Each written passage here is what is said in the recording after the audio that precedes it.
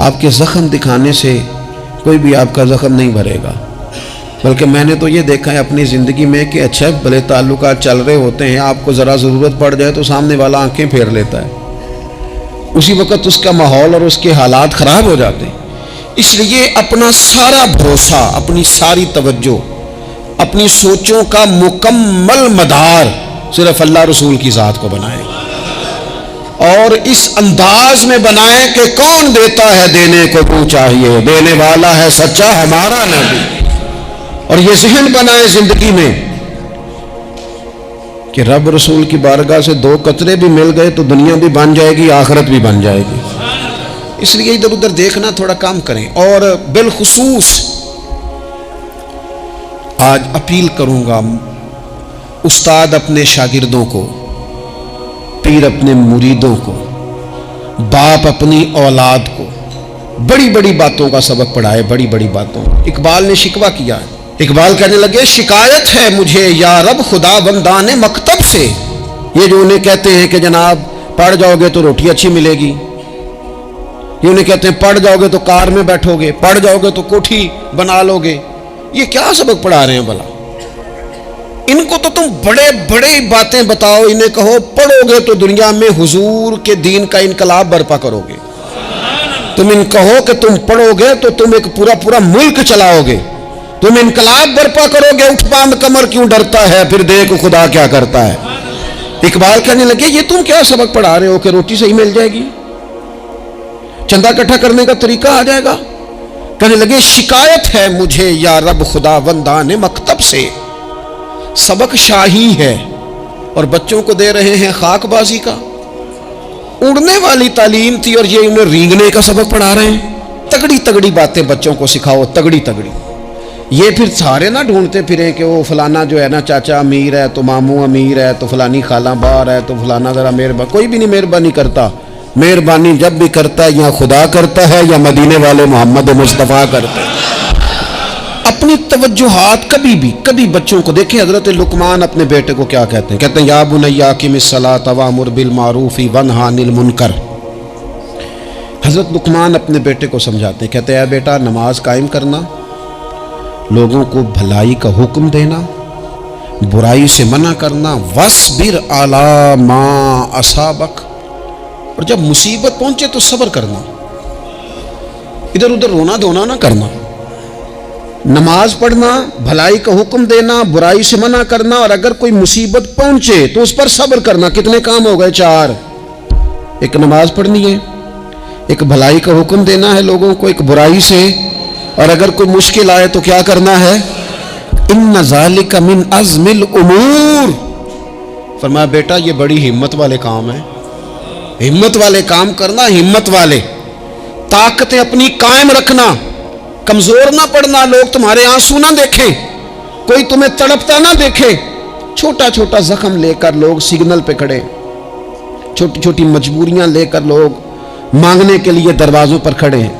امت مسلمہ کا یہ مزاج نہیں، یہ وقار نہیں، یہ انداز نہیں، ہم تو بانٹنے والے لوگ۔ چلے مشکل آ جاتی ہے، زندگی میں ضروریات پڑ جاتی ہیں، قرضہ صحابہ بھی لے لیا کرتے تھے، لیکن یہ جو لہجے آج ہم نے اختیار کر لیے، کمزور ہو جانا، کچا پڑ جانا، غریبی کا رونا، یہ انداز اہل ایمان کا۔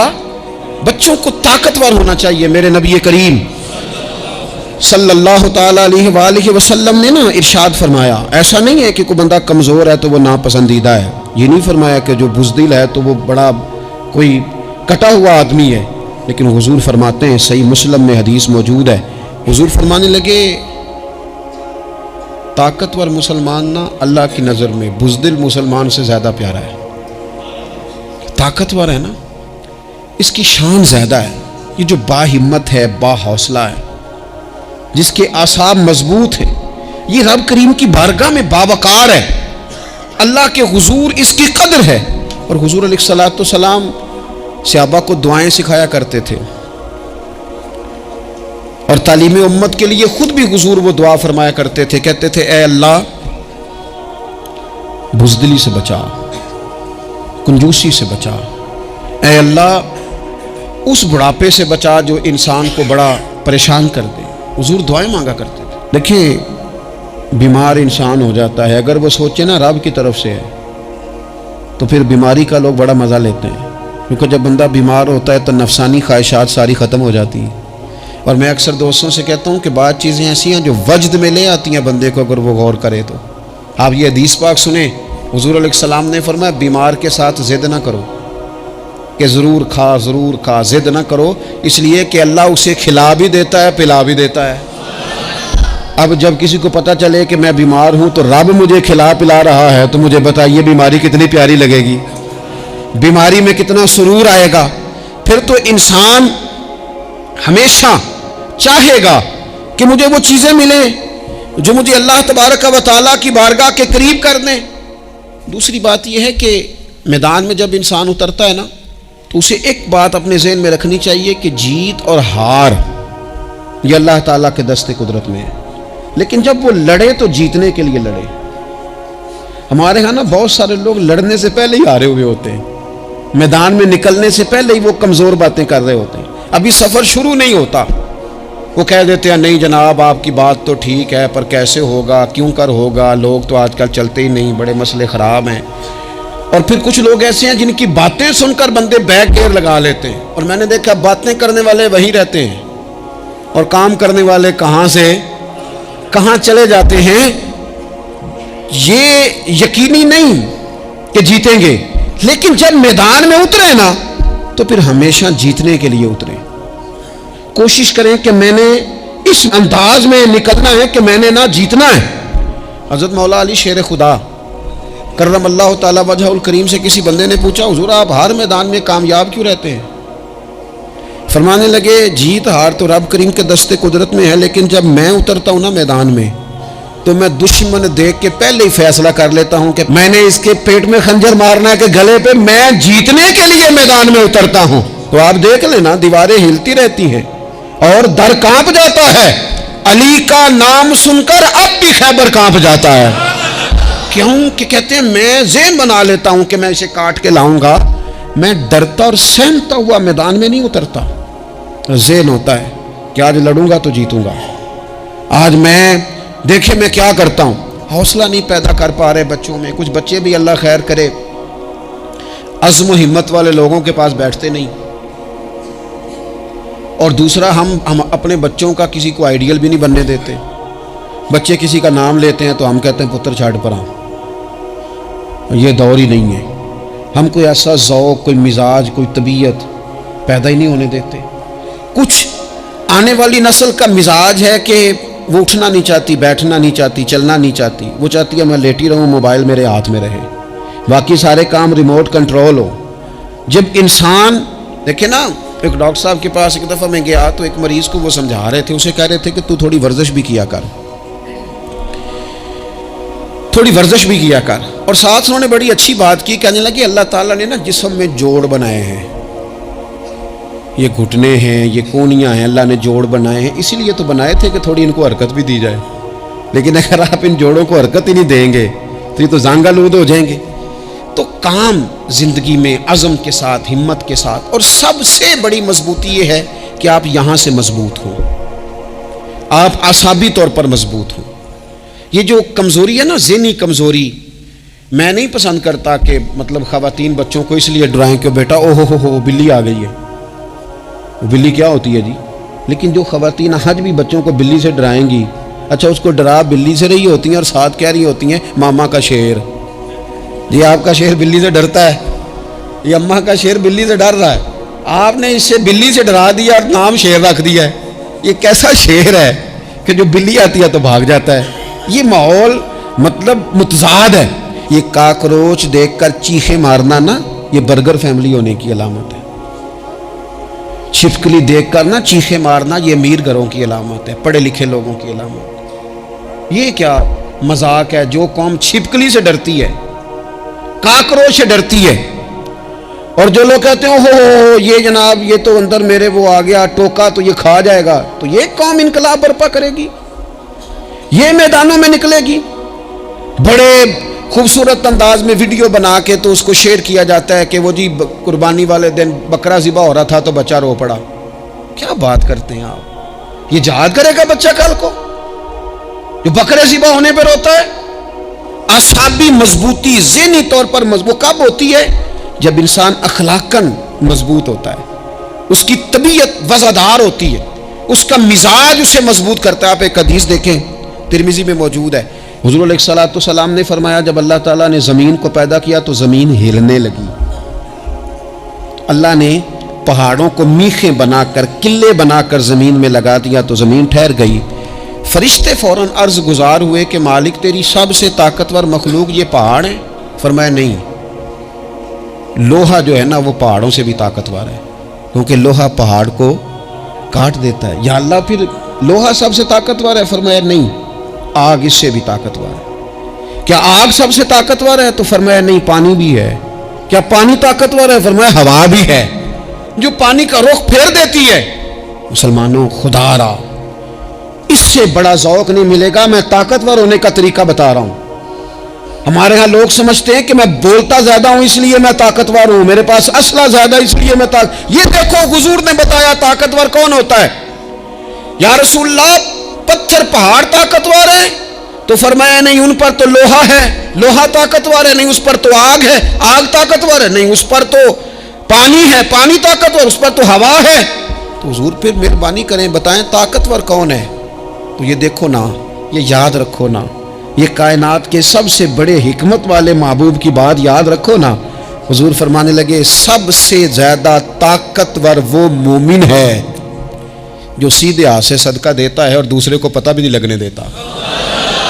اس ہاتھ سے صدقہ دیا اور اس ہاتھ کو پتہ، جس میں یہ اخلاقی طاقت آ جائے نا کہ اللہ کے راستے میں دے کر پھر اسے چھپانا آ جائے، وہ بڑا طاقتور آدمی. میں یہ سب سے بڑا طاقتور ہے جس نے اپنے رب سے راز نیاز شروع کر لیے. اللہ کے راستے میں دیتا ہے پھر کسی کو خبر.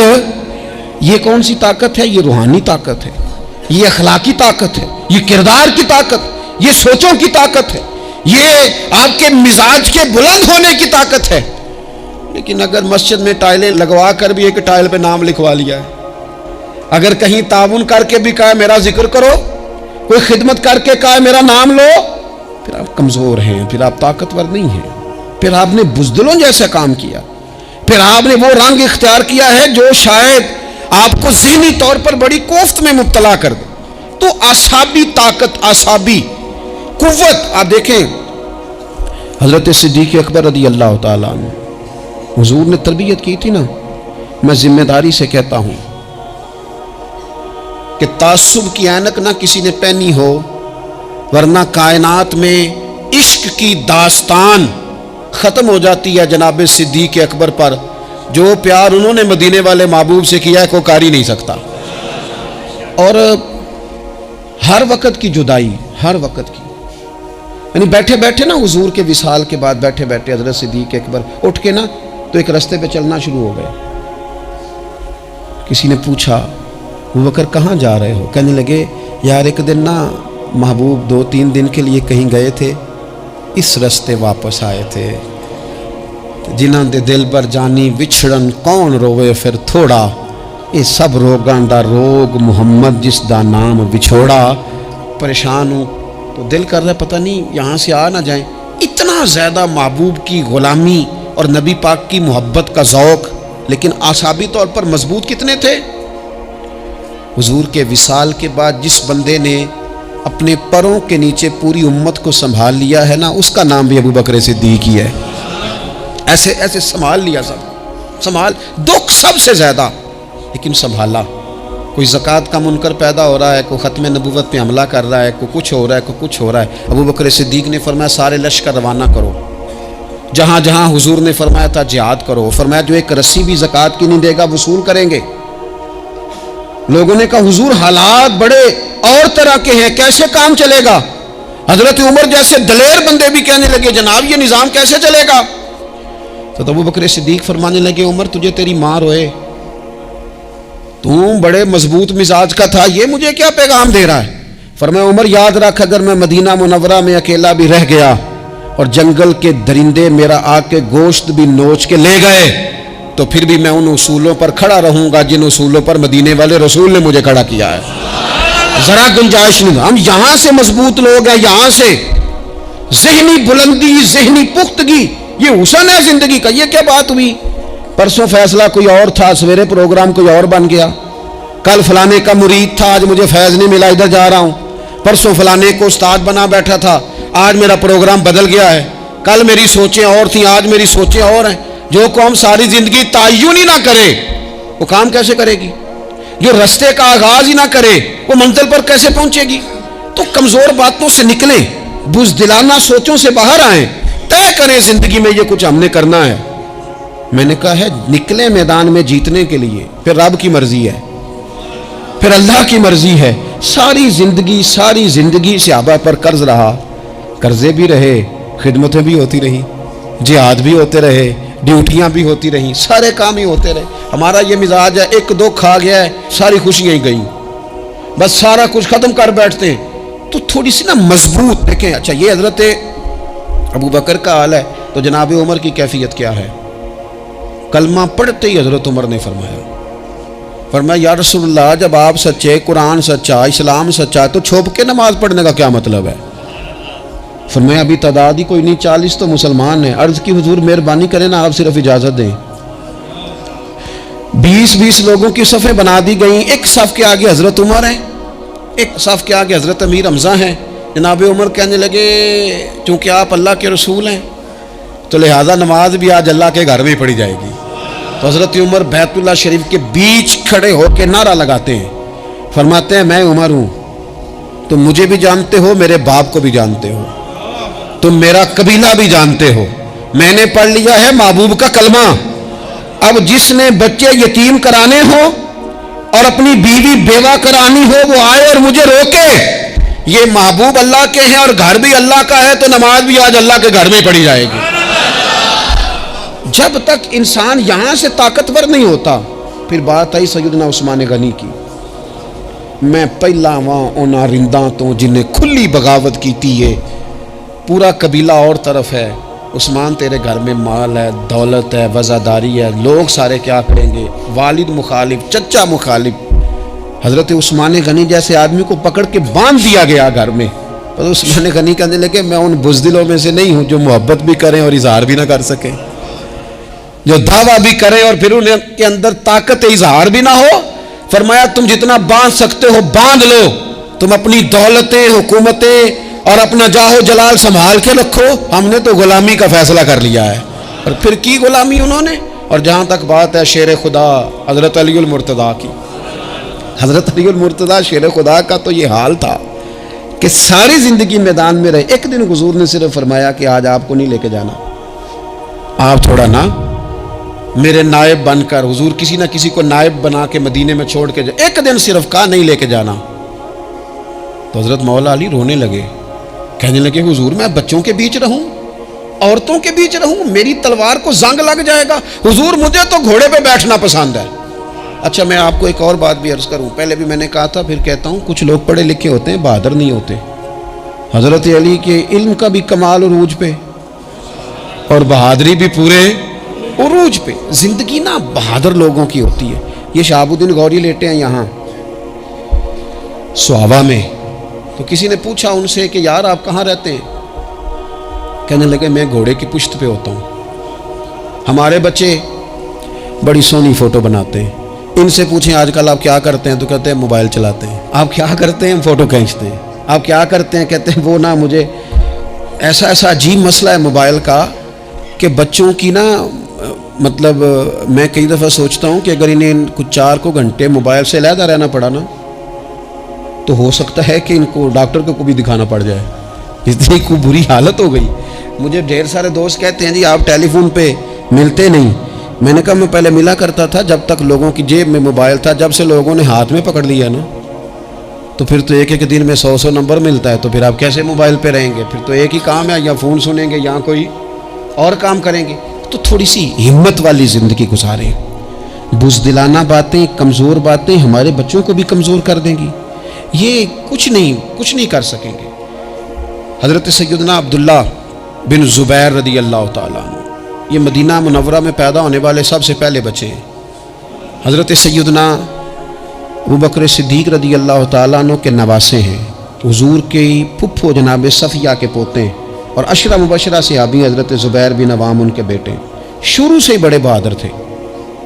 ایک دن کچھ بچے گلی میں کھیل رہے تھے تو ایک شخص نے آ کے نا چیخ ماری، ڈرایا، سارے بچے بھاگ گئے۔ جناب عبداللہ ابن زبیر کہنے لگے کیوں بھاگتے ہو؟ اب چیخوں سے بھی ڈرو گے؟ واپس آؤ سارے، میں تمہارا امیر ہوں، آؤ ذرا اس پر حملہ کریں۔ ہم سارے بھاگے اور یہ اکیلا کھڑا رہے۔ اس پر حملہ کیا، وہ ڈرانے والا خود ڈر کے بھاگ گیا۔ تھوڑا سا نا مزاج، ذہن، طبیعت دیکھیں نا، بدتمیزی اور چیز کا نام ہے، لیکن گفتگو کا مضبوط ہونا یہ اور چیز کا نام ہے۔ بچوں کو جب پوری طرح یہاں تو ہم ان کو اس قدر زیادہ کمروں میں بند رکھتے ہیں کہ جب وہ نکلتے ہیں باغی ہو جاتے ہیں، یہاں پھر یہ ہوتا ہے کہ ان کے اندر جو صلاحیتیں ہوتی ہیں وہ پوری طرح دب جاتی ہیں، وہ جو کیفیات ہوتی ہیں جو ایک مردانہ وصف میں ہونی چاہیے ان کے اندر موجود نہیں ہوتی۔ اقبال کہتے ہیں آئین جواں مرداں حق گوئی و بے باکی، اللہ کے شیروں کو آتی نہیں روباہی۔ اور یہ جو سہمے دوست ہیں نا، بالخصوص غریب طبقے سے، ان سے میں عرض کروں گا کبھی کسی کی گاڑی دیکھ کر مرعوب نہیں ہونا، کبھی کسی کے مہنگے کپڑوں کے روب میں نہیں آنا، کبھی نہیں۔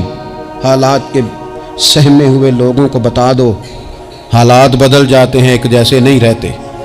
کبھی کمزور نہ پڑیں اور جگہ جگہ اپنے دکھ بھی نہ بتائیں، جگہ جگہ اپنے دکھ نہ بتائیں، ہمت کریں۔ اور ایک شاعر نے کہا تھا کہ با ہمت لوگ کبھی ہارا نہیں کرتے، یہاں وہ جیت جاتے ہیں، یہاں کچھ سیکھ جاتے ہیں۔ وہ نا میدانوں میں رہتے ہیں، کمزور نہ پڑیں۔ یہ جو اتنا لمبی لسٹ بن گئی ہے نا، اتنی لمبی لسٹ مانگنے والوں کی، اتنا لمبی فہرست ہو گئی ہے ہر سگنل پہ، ہر چوک میں، ہر رش والی جگہ پہ، یہ بتاتی ہے کہ لوگ اس کو آر ہی نہیں سمجھتے، کمزوری نہیں سمجھتے، طاقت والا مزاج۔ حضرت عمر بہادر تھے تو بہادر لوگوں کو پسند بھی بڑا کرتے تھے۔ حضرت عبداللہ ابن زبیر چھوٹے تھے، بچوں کے ساتھ کھیل رہے تھے، اور یہ وہی حضرت عبداللہ ابن زبیر ہیں جو بعد میں امام حسین کے قاتلوں کے سامنے ڈٹ کے کھڑے ہو گئے اور انہوں نے اعلانیہ ان لوگوں کا بائیکاٹ بھی کیا اور ان لوگوں کے ساتھ صف آرا بھی ہوئے حضرت عبداللہ ابن زبیر، اور فرماتے ہیں کہ میری ماں 90 سال سے زیادہ عمر تھی حضرت اسماء بنت ابی بکر کی۔ جب میں نے انہیں کہا نا اماں وقت آ گیا ہے شہادت کا، تو میری اماں مجھے کہنے لگی پتر میدان میں رہنا، میدان میں بکرے کو ذبح ہوتے وقت تکلیف ہوتی ہے، جب اس کی کھال اتاری جائے پھر کوئی تکلیف نہیں ہوتی، ایسے ہی کمزور نہ پڑنا۔ ہمارے ہاں تو لوگ کہتے ہیں نا پتر اندروں کنڈی لے لا، ساڑی نہیں لڑائی، وہ جب ہمارے گھر آگ آئے گی پھر اسے ہم بند کریں گے، ابھی نہ تو بالکل باہر نہ نکلنا۔ کیسے قوم آگے بڑھے گی؟ جرتیں کیسے پیدا ہوں؟ اور جو کچھ کہہ نہیں سکتے وہ منوائیں گے کیسے؟ جو بات کرنے کی طاقت نہیں رکھتے وہ اپنا منوائیں گے کیسے؟ حضرت عبداللہ ابن زبیر رضی اللہ تعالیٰ عنہ اپنے دوستوں کے ساتھ گلی میں کھیل رہے تھے، جناب عمر فاروق آ گئے۔ حضرت عمر فاروق کا جلال تھا، بچے ان کو دیکھ کے دوڑ گئے، حضرت عبداللہ ابن زبیر کھڑے۔ حضرت عمر قریب آئے، کہنے لگے پتر آپ کیوں نہیں دوڑے؟ حضرت عبداللہ ابن زبیر چھوٹے سے ہیں، کہنے لگے جی کیوں میں دوڑتا، میں نے کوئی جرم کیا ہے، تو میں نے غلطی کی ہے، بھلا کیوں دوڑوں؟ آرام سے کھیل رہے ہیں اور نہ ہم نے کوئی رستہ بند کیا، جگہ ہے، آپ نے گزرنا تو گزر جائیں۔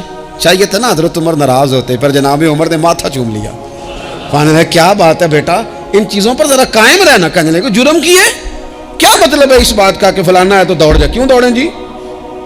تو ہم نے جو قوم کو سکھانا شروع کیا ہے نا، دیکھیں فقر اور چیز ہے، درویشی اور چیز ہے، سادگی، لیکن ظلم سہنا اور چیز ہے۔ دنیا میں قتیل اس سا منافق نہیں کوئی جو ظلم تو سہتا ہے بغاوت نہیں کرتا۔ اپنی زندگی میں عزم کو، ہمت کو، نظریے کو بلند کریں، مظلومانہ مزاج نہ پیدا کریں، بلا وجہ دکھ سنا کے اپنے آپ کو کمزور نہ کریں۔ یاد رکھیں اگر ہم اپنے دکھ کسی کو سنا رہے ہیں اور اپنے آپ کو بڑا غریب ثابت کر رہے ہیں تو ایسا نہ ہو کہ ہمارے بچے اس کا برا اثر لے جائیں۔ خودداری سے جینا سکھائیں، عزت نفس سکھائیں، ہر وقت گھر کے اندر، کلاس کے اندر، اپنے دوستوں کی جمعیت کے اندر کمزور باتیں نہ کریں، رو دھو کے وقت نہ گزاریں۔ رونے سے بھی رات گزر جاتی ہے، ہنسنے سے بھی رات گزر جاتی ہے، ناشکری سے بھی دن بیت جاتا ہے اور شکر سے بھی، لیکن بس بات اتنی ہے کہ شکر والوں کا ذرا صحیح بیت جاتا ہے، ہنسنے والوں کا ذرا صحیح بیت جاتا ہے۔ زندگی میں عزم کے ساتھ، ہمت کے ساتھ لوگ جس حال میں مرنے کی دعا کرتے ہیں، معاذ اللہ لوگ جس حال میں مرنے کی دعا کرتے ہیں ہم نے اس حال میں جینے کی قسم کھائی ہے۔ اللہ تعالی ہمیں سمجھنے کی توفیق عطا کرے۔ آخر دعوانا ان الحمدللہ رب العالمین۔